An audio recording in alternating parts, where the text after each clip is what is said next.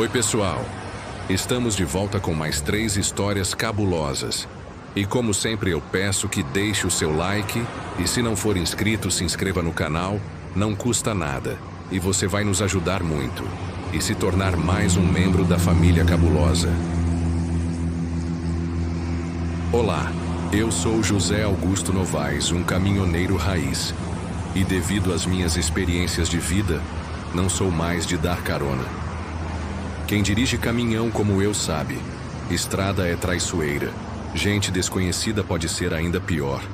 Aprendi isso cedo, nas primeiras viagens em que peguei pista sozinho, quando veteranos me diziam: evita parar em beira de estrada. Quem pede carona nunca mostra de cara quem é de verdade. Mas naquela noite, algo foi diferente. Saí do Rio de Janeiro pouco depois do pôr do sol. Meu destino era São Paulo, carregando um lote de peças metálicas pesadas. Nada que exigisse pressa. Mas o prazo era justo e a empresa contava comigo. A viagem inteira estava programada para durar cerca de 9 horas. Estrada conhecida, eu já tinha feito aquele trajeto incontáveis vezes.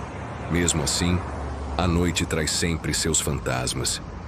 Depois das primeiras horas, o silêncio da rodovia já me pesava. Só o motor roncando, os faróis cortando a escuridão, e eu ali, sozinho. Foi na altura de um trecho deserto, já depois de Resende, que o vi. Um homem parado à beira da estrada, iluminado pelos meus faróis.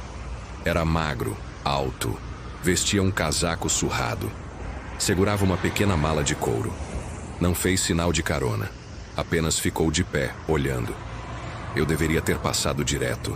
Mas por alguma razão, talvez a solidão, talvez a estranha calma no jeito dele, senti uma vontade repentina de parar. E parei. Apoiei o pé no freio e o caminhão gemeu até parar alguns metros adiante. O sujeito se aproximou sem pressa, abriu a porta do passageiro e subiu.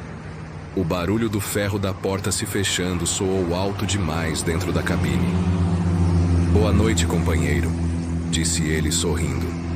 A voz era grave, rouca, mas carregava uma simpatia estranha. Boa noite, respondi meio sem graça. Para onde vai? Para São Paulo também, se não for incômodo. Eu apenas assenti e engatei a marcha. E a estrada voltou a correr sob as rodas. No começo, a companhia foi até agradável. Ele parecia conhecer muito de tudo. Política, música, histórias antigas. Falava animado, ria alto de vez em quando e me fazia esquecer o peso da noite.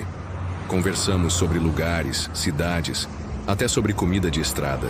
A mala dele ficou aos pés, intacta, e eu tentei não reparar muito.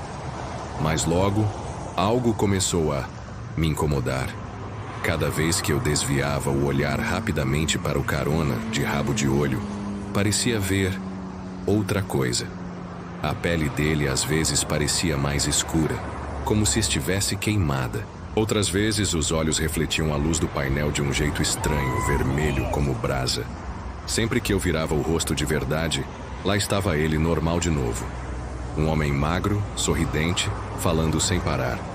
Eu tentei me convencer de que era o cansaço, mas o cheiro era o pior. Em certos trechos, principalmente quando passávamos por áreas mais desertas, vinha um fedor horrível, pesado, de enxofre e podridão. Eu pensava, deve ser alguma carcaça de animal na beira da estrada. Mas o odor parecia nascer dentro da cabine. Quase dava ânsia de vômito. Bastava eu respirar fundo e me concentrar que, como mágica, o cheiro sumia. A estrada seguia e as horas se arrastavam. Em um momento, o homem ficou em silêncio. Longos minutos sem dizer uma palavra. Apenas olhava pela janela, fixo, como se enxergasse alguma coisa na escuridão. O silêncio era tão denso que eu sentia o coração bater mais alto. Resolvi puxar conversa. Mora em São Paulo? Ele demorou a responder. Quando virou o rosto, sorria outra vez. Já morei. Voltei agora. Tenho assuntos pendentes por lá. Assuntos pendentes. Não sei explicar porquê, mas aquelas 2 palavras ecoaram na minha cabeça. A madrugada avançava, e cada vez mais eu tinha certeza de que havia algo errado. O cansaço misturado com aquela presença criava sensações estranhas. Às vezes, eu olhava pelo retrovisor e jurava ver alguém sentado na carroceria do caminhão, uma sombra imóvel. Mas quando piscava os olhos, não havia nada. Em outra ocasião, enquanto ele falava sobre música antiga, eu percebi que seus lábios não se moviam. A voz estava ali, preenchendo a cabine, mas sua boca permanecia fechada, imóvel. O suor escorreu pela minha testa, gelado. Pisquei várias vezes, e de repente, lá estava ele de novo rindo, mexendo a boca como qualquer pessoa. Eu quase perguntei se estava tudo bem comigo, mas engoli em seco e segui dirigindo. O cheiro voltou ainda mais forte perto da Serra da Mantiqueira. O ar parecia apodrecido. Tive que abrir a janela mesmo com o vento frio da madrugada cortando o rosto. Olhei de rabo de olho para ele e vi algo que até hoje não consigo explicar. A pele dele estava cinzenta, ressecada. O cabelo, que antes parecia normal, parecia queimado, como cinzas grudadas no couro cabeludo. E os olhos? Os olhos eram buracos negros, fundos onde brasas vermelhas ardiam. Girei a cabeça para encarar de vez. E lá estava o homem sorridente, normal, ajeitando o casaco. Meu corpo inteiro tremeu. Foram 9 horas de viagem. 9 horas de uma presença. Que ora parecia humana, ora era algo além da minha compreensão. O relógio marcava pouco mais de 4 da manhã quando finalmente entrei em São Paulo. Os primeiros prédios surgiram no horizonte. As luzes da cidade começavam a colorir a escuridão. Suspirei aliviado. Agora sim, logo vou deixar esse sujeito em algum ponto e esquecer disso tudo. Mas então, percebi. A poltrona do passageiro estava vazia. A mala de couro não estava mais lá. E eu estava sozinho. Sozinho desde o começo da viagem. A respiração me faltou. Tentei lembrar do momento em que ele teria descido, mas não havia parada, não havia freada, não havia porta se abrindo. Ele simplesmente nunca estivera ali. Ou talvez, nunca tivesse saído. Senti o cheiro de enxofre uma última vez. Pesado, sufocante, preenchendo cada canto da cabine. Olhei pelo retrovisor e juro por tudo que há de mais sagrado, que vi um par de olhos vermelhos me observando da escuridão atrás do banco. E desde aquela noite, cada vez que pego estrada sozinho, sinto uma sensação estranha. Que, em algum ponto do banco vazio, ele sempre volta. Jurei para mim mesmo que nunca mais vou tomar rebite.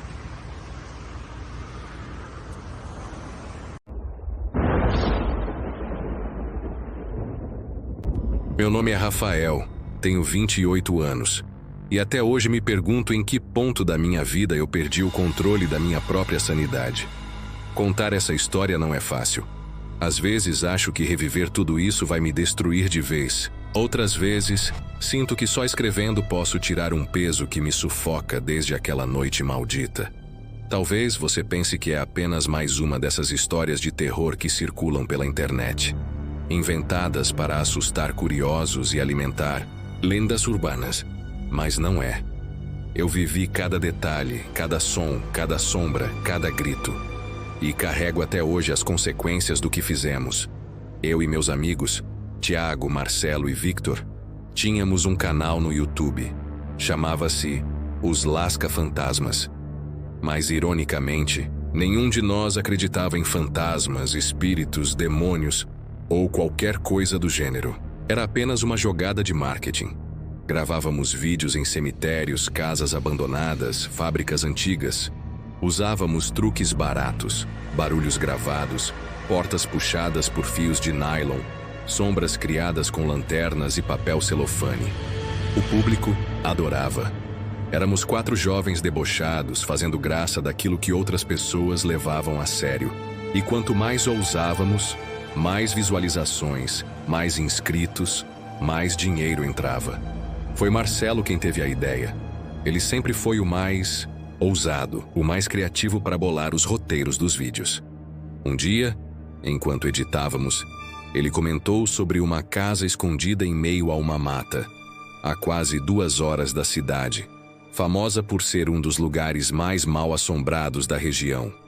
Histórias sobre ela circulavam há décadas. Pessoas que entraram e nunca saíram. Moradores próximos que ouviam gritos vindos da mata, vultos que surgiam entre as árvores. Era perfeita para um episódio especial, disse ele. E mais, vamos inventar que somos sérios, que somos caçadores de fantasmas, que vamos lá para enfrentar de frente o mal. Imagina a bomba que isso vai ser no canal. No começo, eu hesitei. Não que acreditasse em nada, mas sabia que quanto mais isolado, mais perigoso para nós mesmos. Animais, criminosos escondidos, desabamento de estrutura. Aquilo sim me preocupava. Mas Tiago e Victor estavam empolgados, rindo, já pensando nos cortes para TikTok, nas miniaturas assustadoras com nossos rostos em choque. A empolgação deles era contagiante e acabei cedendo. Na primeira noite que fomos, lembro da sensação estranha ao entrar na mata. Estacionamos o carro numa estrada de terra e seguimos a pé com lanternas. A vegetação parecia engolir a trilha e o silêncio só era quebrado pelos grilos. Quando vimos a casa, meus pelos se arrepiaram. Era uma construção antiga, de 2 andares, janelas quebradas, parte do telhado caído. A madeira apodrecida parecia gemer quando o vento passava. Gravamos a chegada com piadinhas, deboches, como sempre. Mas no fundo, havia algo diferente naquela atmosfera. Eu tentava ignorar. Na primeira noite, nada aconteceu. Ou melhor, nada que não pudesse ser explicado. Ventos que batiam portas, morcegos que voavam em nossa direção, ratos correndo pelo assoalho. Gravamos e fizemos nosso teatro. No vídeo editado parecia assustador, mas entre nós comentávamos: é só uma casa podre. Ainda assim, decidimos voltar para gravar mais. Quanto mais material tivéssemos, melhor. Na segunda noite, algo mudou. Entramos pela sala principal e, enquanto Tiago filmava, uma porta ao fundo bateu sozinha. Não havia vento. Eu fui checar, e quando toquei na maçaneta, senti um frio gélido, como se tivesse encostado num pedaço de metal enterrado no gelo. Fiquei sem reação por alguns segundos, mas logo comecei a rir nervoso, fingindo que era mais um truque da casa. Só que Victor, que estava ao meu lado, ficou pálido.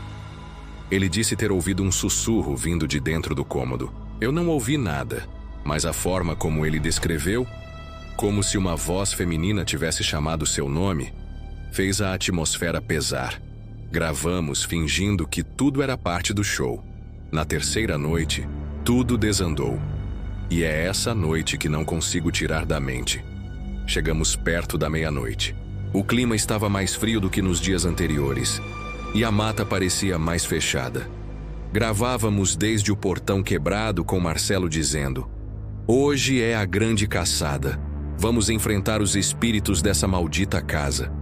Entramos e espalhamos as câmeras em tripés para registrar de vários ângulos. Queríamos captar algo real para dar veracidade. Foi quando os primeiros sinais começaram.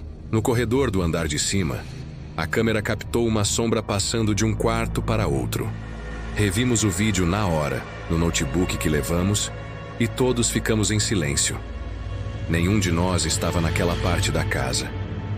Recuamos, mas rimos nervosos, tentando fingir que não ligávamos. Logo depois ouvimos passos no andar superior. Passos pesados, firmes, como se alguém andasse arrastando botas. Subimos, armados apenas com lanternas e câmeras.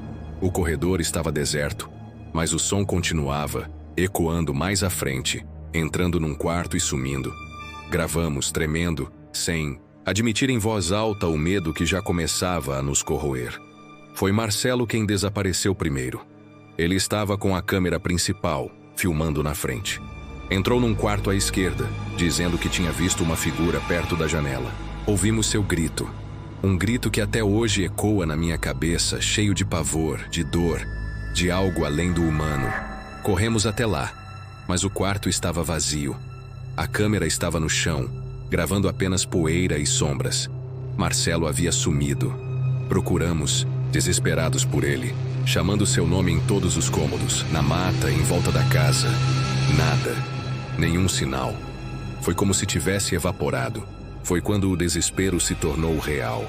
Victor começou a chorar, dizendo que algo o chamava pelo nome, que ouvia a voz de uma mulher o convidando para ficar. Tiago gritava, xingava, chutava as paredes, tentando racionalizar, dizendo que Marcelo só queria pregar uma peça, mas eu sabia que não. Aquele grito não era brincadeira. Quando decidimos sair, a casa não deixou. Isso parece insano, mas é a verdade.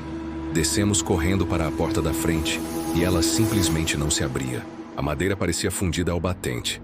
Tentamos janelas, mas todas estavam travadas, como se fossem parte da parede. O pânico tomou conta. Foi nesse momento que vimos. No corredor, próximo à escada, uma figura surgiu. Alta, magra, completamente negra, como uma sombra sólida, sem rosto, apenas duas cavidades brilhantes onde deveriam estar os olhos.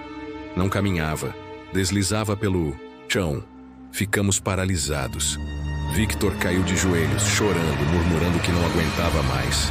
Tiago puxou-o pelo braço, mas a coisa avançou. As câmeras captaram tudo, até o momento em que uma das lentes estourou sozinha. Conseguimos fugir, por uma janela do banheiro que antes estava trancada. Eu não sei como, só lembro de empurrar com todas as minhas forças e sentir a madeira ceder. Caímos na lama da mata e corremos sem olhar para trás. O carro parecia a quilômetros de distância. Quando chegamos, Tiago estava em choque. Victor mal conseguia respirar. Nunca mais vimos Marcelo.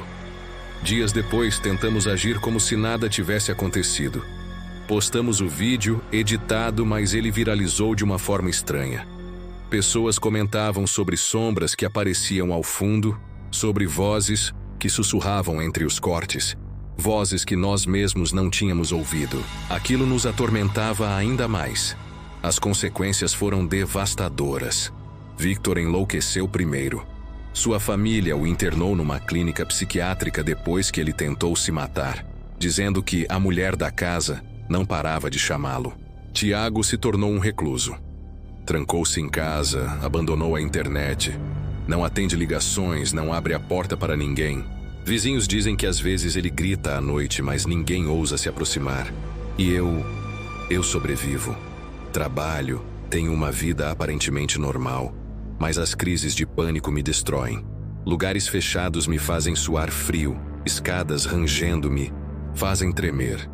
Qualquer sombra no canto da visão pode me derrubar. Pego-me sempre olhando por cima do ombro, temendo ver a figura negra parada me observando. Nunca mais voltei àquela casa, mas sei que parte de mim ainda está lá. Sei que Marcelo ainda está lá.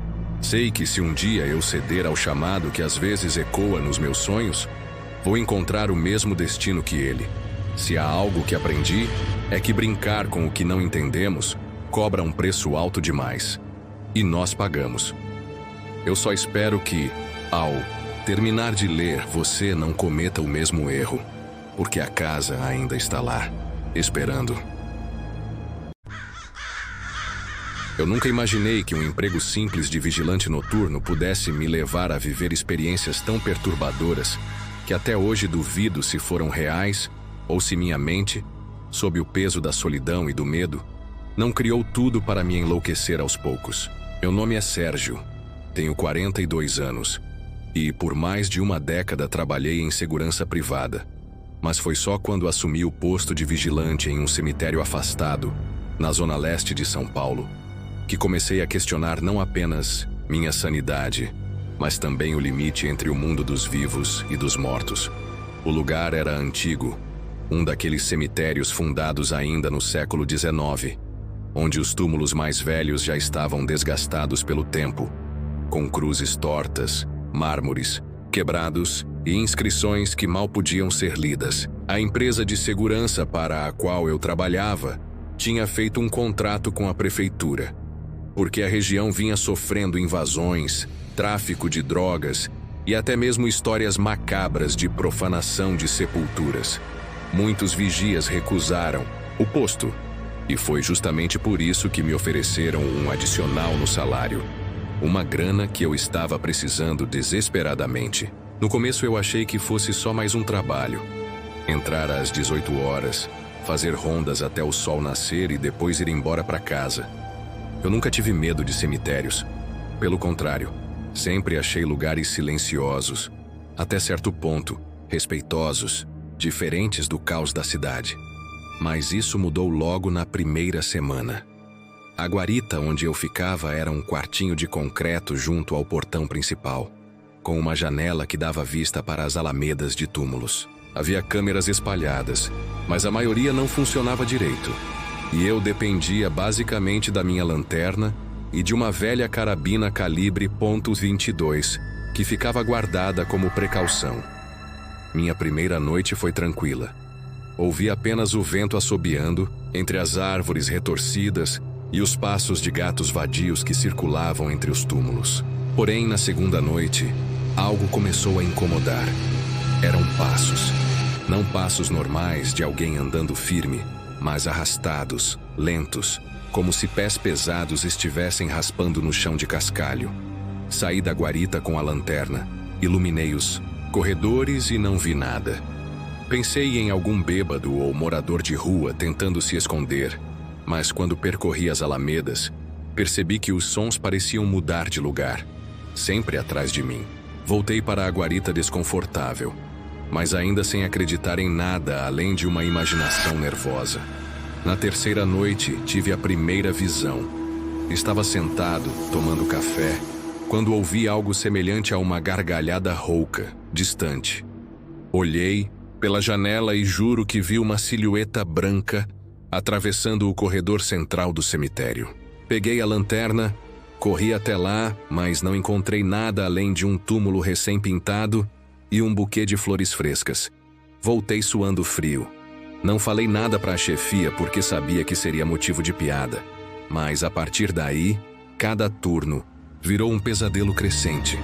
Houve uma madrugada em que escutei claramente meu nome sendo chamado. Sérgio, Sérgio. A voz era feminina, suave, mas carregava um tom gélido que fez o sangue gelar nas minhas veias. Me levantei, iluminei em volta e vi, a uns 30 metros, uma mulher vestida de branco, com cabelos longos cobrindo o rosto.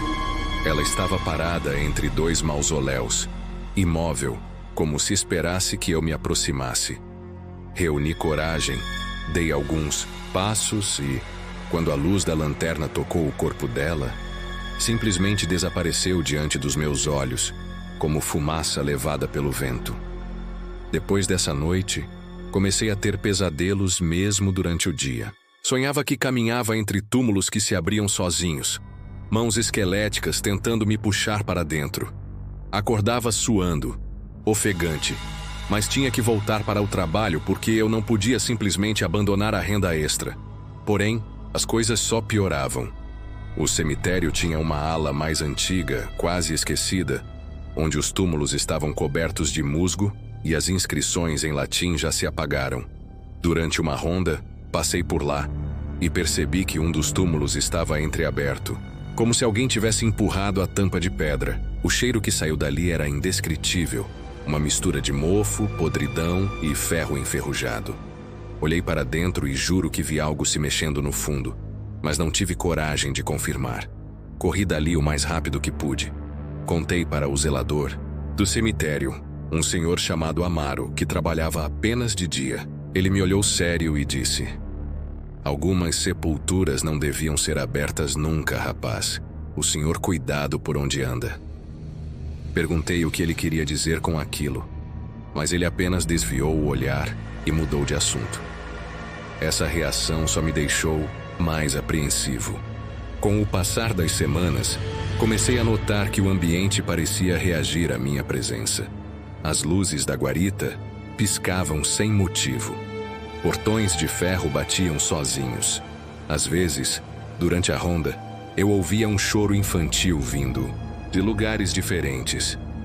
Uma madrugada, ao seguir o som, encontrei uma boneca velha, toda rasgada, deixada sobre uma sepultura. Peguei a boneca para examinar e senti uma dor aguda na mão, como se tivesse levado uma picada. Quando abri a palma, havia uma marca vermelha, como se fosse uma queimadura em forma de cruz. Joguei a boneca e nunca mais toquei em nada dali. Manifestações foram ficando mais agressivas. Uma noite, enquanto voltava pela Alameda Central, senti algo bater no meu ombro. Virei rapidamente, mas não havia ninguém. Caminhei mais alguns metros e fui empurrado com força, quase caindo no chão. Olhei ao redor, a lanterna tremendo na minha mão, mas estava sozinho. Depois disso, passei a andar armado o tempo todo, embora no fundo soubesse que nenhuma bala serviria contra o que habitava aquele lugar. Uma das experiências mais aterrorizantes aconteceu quando decidi descansar um pouco dentro da guarita. Cochilei sentado na cadeira e despertei com uma sensação sufocante. Ao abrir os olhos, percebi que havia alguém sentado bem em frente a mim. A figura tinha o rosto completamente coberto por um véu preto e não se movia. Quando tentei gritar, não saiu som algum da minha boca. Fiquei paralisado, apenas sentindo a respiração pesada daquela coisa. Num piscar de olhos, sumiu. Passei o resto da noite rezando, coisa que não fazia há anos. Com o tempo, comecei a perder a noção do que era real e do que era alucinação. Certa vez, vi dezenas de vultos caminhando lentamente em direção ao portão principal, como se fosse uma procissão de mortos. Eles não faziam barulho, apenas deslizavam sobre o chão. Tentei filmar com meu celular, mas quando olhei a gravação, tudo o que aparecia era escuridão e chiados. Outra vez, ouvi correntes arrastando-se e um gemido profundo ecoando dentro de um mausoléu. Bati a lanterna e vi duas mãos ossudas se agarrando às grades enferrujadas. Fiquei imóvel, sem ar, até que aquilo desapareceu diante dos meus olhos. A essa altura, eu já estava psicologicamente destruído. Mal dormia, não me alimentava direito e comecei a beber para aguentar os turnos. Mas o que realmente me levou ao limite aconteceu numa noite chuvosa. O cemitério estava silencioso, só o barulho da água batendo no chão. Eu fazia a ronda quando vi uma criança correndo entre os túmulos. Corri atrás, pensando ser algum invasor. Mas quando a alcancei, percebi que não era uma criança comum. Ela tinha os olhos completamente negros e um sorriso largo demais para o rosto. Sussurrou meu nome e desapareceu no ar. Nesse instante, todas as luzes da guarita se apagaram e o portão principal bateu sozinho com estrondo. Corri desesperado até a guarita, mas quando cheguei, encontrei a porta escancarada. Dentro, as paredes estavam cobertas de marcas de mãos, sujas de terra, como se mortos tivessem tentado sair do chão e invadido o lugar. Peguei minhas coisas e fiquei o resto da noite sentado no carro do lado de fora do cemitério, sem coragem de voltar. No dia seguinte pedi demissão. Disseram que já esperavam por isso, pois nenhum vigilante aguentava muito tempo naquele posto. Saí dali jurando nunca mais voltar. Ainda assim, os pesadelos me acompanham até hoje. Sonho com as figuras que vi, com as vozes que ouvi e às vezes acordo sentindo o mesmo cheiro de podridão que senti naquela tumba aberta. Não sei se o cemitério está amaldiçoado, se abriga algo que jamais deveria ter sido despertado, ou se foi apenas minha mente que sucumbiu à solidão e ao medo.